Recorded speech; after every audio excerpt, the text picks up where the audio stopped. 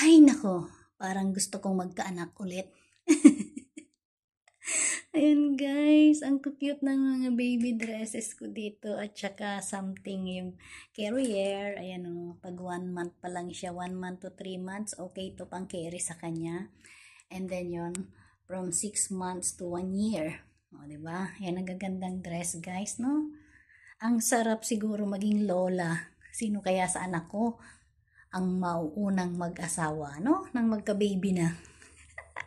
Pero hindi yan ang points, guys. Ang point ko is, kung magbabox po kayo ng mga damit, ang gawin nyo po, guys, is pagdugtong-dugtongin nyo, guys, no? Ayan, dugtong-dugtong siya.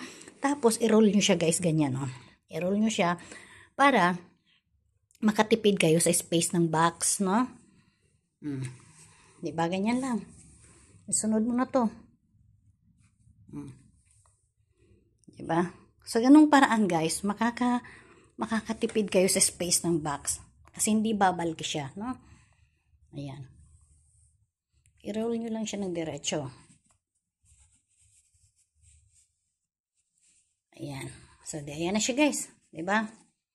Oh, ayan na. Tapos, ilagay mo na lang siya sa box. No? Ganun lang. Lahat ng damit, lukutin nyo ng ganun, no? Pero gusto ko na talaga magka-baby. Ay, gusto ko magka-baby. Baby girl. No? Yan.